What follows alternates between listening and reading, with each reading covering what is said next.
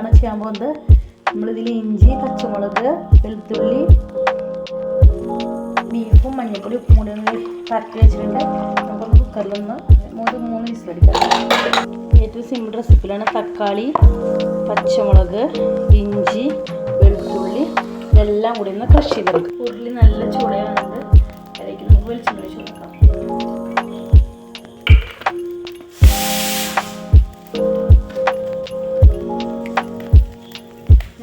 കുറച്ച് ഉലുവെടുത്തിട്ട് പൊട്ടിക്കാം.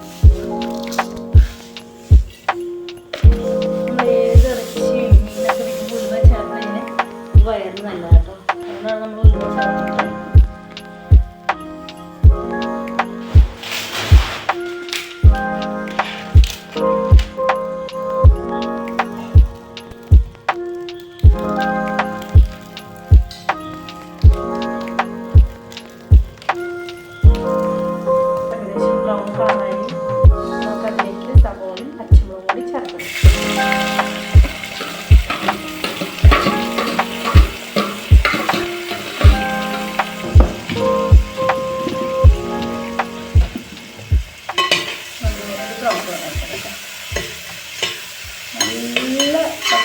നല്ല ബ്രൗൺ കളറായിട്ടുള്ള ബീഫ് റെഡിയായി നോക്കാം.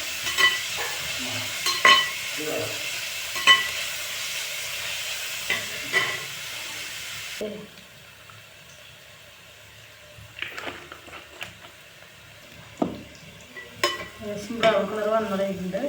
അപ്പോൾ നമുക്കിനി നല്ല മുരിയാൻ നിൽക്കണ്ട. ഇത്രയും ബ്രൗൺ കളർ ആയാൽ മതി കേട്ടോ. ഇതിലേക്ക് നമുക്ക് മല്ലിപ്പൊടി ചേർത്ത് കൊടുക്കണം.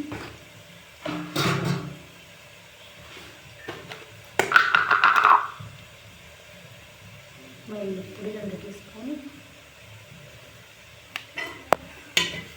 നമ്മൾ ചെറിയ കൊണ്ടുകൊണ്ടാണ് അത് മറന്നില്ല.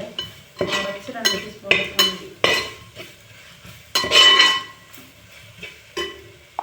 കുരുമുളക് നമ്മൾ പൊടിച്ചിട്ടുണ്ട് ഗരം മസാലയിൽ. അതുകൊണ്ട് ഞാൻ വേറെ കുരുമുളക് പൊടിച്ചിട്ടില്ല.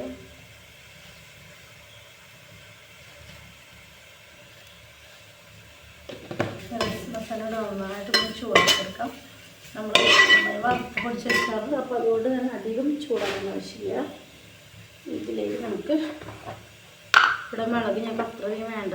അതുകൊണ്ട് ഞാൻ ഒരു 1.5 ടീസ്പൂണൊക്കെ മുളക് ഇടുന്നുള്ളൂ കേട്ടോ. ഞങ്ങൾ ഓരോരുത്തരുടെ വീട്ടിലെ അതിനനുസരിച്ചിട്ട് ഇട്ടാൽ മതി. പിന്നെ നമുക്കിത് കുറച്ച് മുളക് എരിവുള്ള മുളക് കൂടിയിട്ടാണ്. അതുകൊണ്ട് ഞാനൊരു 2 ടീസ്പൂണൊക്കെ ഇടുന്നു. കൂടി നന്നായിട്ടൊന്ന് ചേർത്ത് വെക്കാം. ഇവിടെയാണ് നമ്മുടെ ബീഫ് കളർ വരുന്നത്. നല്ലതായിട്ട് കളർ വരണം. വരൊന്ന് ചേർക്കണം കേട്ടോ.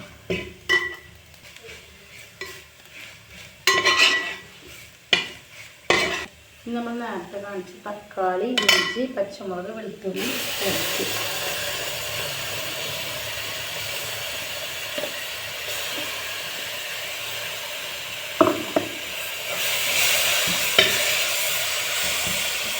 കുറച്ച് നേരം കിടക്കുന്നുണ്ട്. എന്താ വെച്ചാൽ പച്ചമുളക് പോകുന്നു.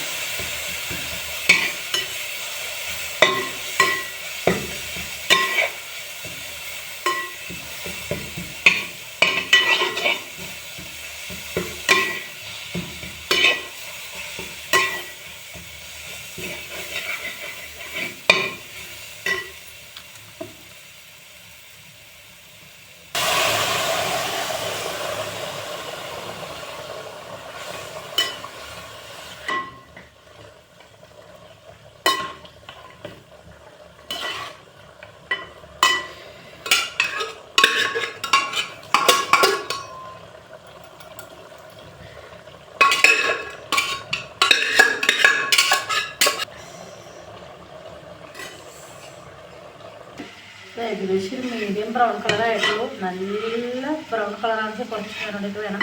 അതിനുള്ള ക്ഷമ എനിക്കില്ല. ഞാനത് കഴിക്കാൻ പോകാം കേട്ടോ. എനിക്ക് ഈ വീഡിയോ ഇഷ്ടമായി ലൈക്ക് ചെയ്യുക, ഷെയർ ചെയ്യുക, കമൻറ്റ് ചെയ്യുക, സബ്സ്ക്രൈബ് ചെയ്യുക. പിന്നെ ഞങ്ങൾ എന്തായാലും സിമ്പിൾ റെസിപ്പിയാണ് ഞാൻ എന്തായാലും ചെയ്യുന്നത്.